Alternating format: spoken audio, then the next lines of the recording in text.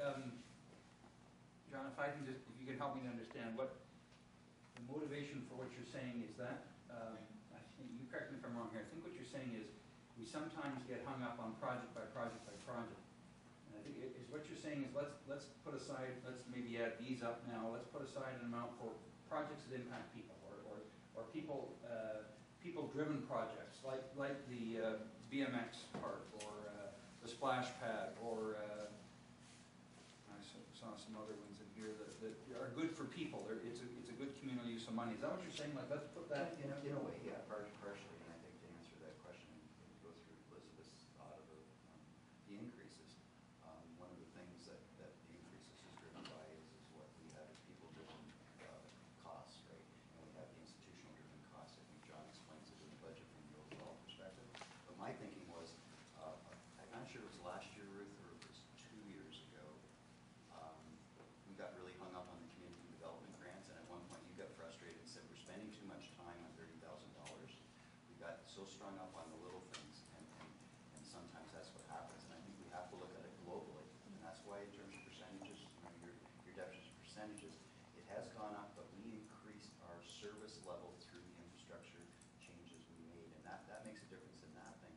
But my whole intent to even say this was to not muddy the waters, but to allow us to have a full discussion of those things that John brought forward in the first part of his memo.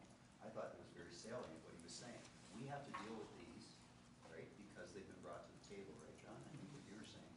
But we do have the option of setting aside and then looking at it in a global perspective after we've had that discussion. All I'm saying is withdraw that and put it sideways into another planning process, which allows us to have a full discussion of the merits of these different things, whether it's reserves and things. That's all I was trying to say.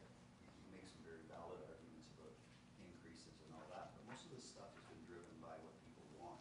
Most of the things that we're looking at, stuff other than the reserves, which is our business unit thinking, is driven by demands of people and people we represent. So, you know, that's why I didn't want. I just thought we'd have a fuller discussion. Yes, I'd just like to go back to Janet and ask her again. Whenever we get a budget, I mean, this staff has never come to us with outrageous increases. Never. They've come to us with the changes to the core. That's up to us to say aye, yes, or no. What they come to us with is a bare bones budget with increases to policing costs, insurance, and what else? Utilities. That's it. That's what this staff has come to us with year after year after year. And then we look at putting dollars into reserves from the various budgets. So anything here, and I'm trying to think now this year, I'm trying to look for the report changes to the core. And I think the only thing was increasing the building permits and that kind of thing, so we're increasing revenues. What else did we have in a change to the core? Grand Bend Beach, the parking, on the revenue side. Yeah, on the, oh, okay, I'm sorry. It's the payment. Yeah, and the other core service that we still haven't looked at, I mean, we've got to be careful that we're not going to be cutting the services that we already have. These are key. We can't cut anything more from transportation. We can't cut anything more from vehicles and equipment. We can't cut anything more from roads. You know, and we have to be looking, that's the decision we have to make, is where we're going to put extra dollars and increase the tax rate if we choose to do that. So there's some pretty basic things here, and but we also have to look at it globally. And you know, we're going to have to. There are going to be larger increases in certain units than other units. There's larger increases in the policing unit, for example, because of the huge contract that we have to deal with. That we have.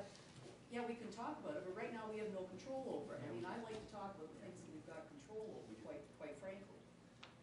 So anyway, we're looking at a basic budget, minimal changes to the core, and then these things represent the things that are over and above. Yeah, I think we've got to remember too that we're playing catch up. Our reserve funds were way too low, and they still have to come up to even higher just so we can maintain what we have overall. I mean, this is all gonna affect everything.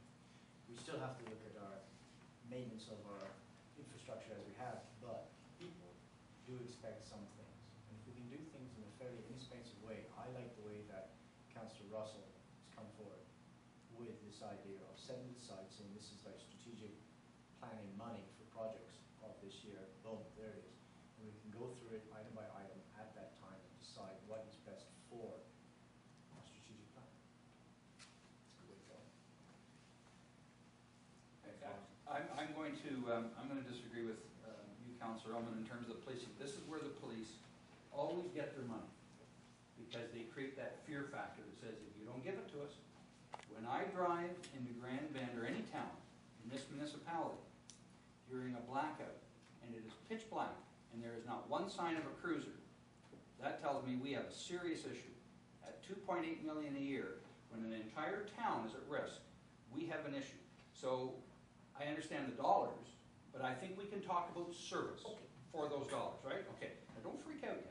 I'll agree with that, Yeah, I'm talking about the service now, what we're getting for the dollar. but not the dollars. No, but what we have, the reality here is, the population of Lambton Shores has declined 4.4%. So depending on how many of those people were ratepayers, let's get back to economic development. We need to do something to attract people here and attract people to spend their money here. That's going to be the offset to these increases. And so I think we've got to start thinking out of the box. I like this idea. Put it aside. Let's start doing some attractive stuff. I get concerned about fire services. I don't know how many of our fire departments are up to standard and regulation, and if we're still doing catch up with that. That's a liability issue. That's a huge liability issue if they're not up to scratch. So there's a lot of stuff we have to do, but I think we have to think out of the box, and I like the idea. The 4.4%, the population thing, that's not an assessment. No, 4.4% of people, and we don't know how many of those are ratepayers. Those are people that have the second home here and living someplace else. But that's what the Yeah, numbers, that's they're what put the ratepayers. numbers down. Yeah. There's still the tax dollars, there's still. Oh, yeah. That's where it is. Yes, I would, as well, I have a bit of a challenge with the premise that this is absolutely bare bones, there's only utilities and other essentials that have increased.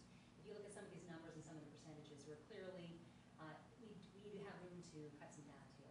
And I think we're putting ourselves into a position, like you look at things and there's certain things that are quality of life in the community. Like when you have potholes everywhere and you have poor roads and things like that, that is really impacting us on a necessity level, as opposed to things that are needs or wants or just things that are pleasurable. It's nice to have that to a measure, but it has to be manageable within what our strengths are. And we have to encourage, I appreciate the idea about economic development. We absolutely have to look at ways that we can draw in more assessment, more money in whatever way is possible. But we have to look at this, and I think last year we looked at it as though it was bare bones, but you can't increase, you can't increase 1.3 million in 2 years and think that you're only going up by utility costs. Like, hello. We have to look at this more in a disciplined way, okay? So, Give us a for instance, please. Give us an example. yeah, well, here we are. I was looking at one. The beach house has increased 38.63%. Beach concessions, 11.76%. The rec programs have increased 27.5%. The Arcona Cemetery has increased 18.4%.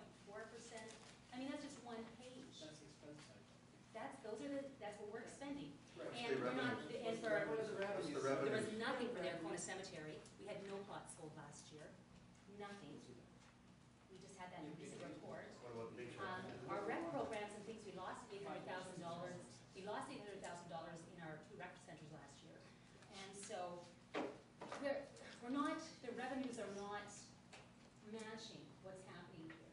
And I think we have to look at it from a business perspective. We have to stop and be a little more disciplined. I think that Dave probably has the most experience at this, having to make ends meet. And we have to start kind of disciplining. Well, you too, but I think absolutely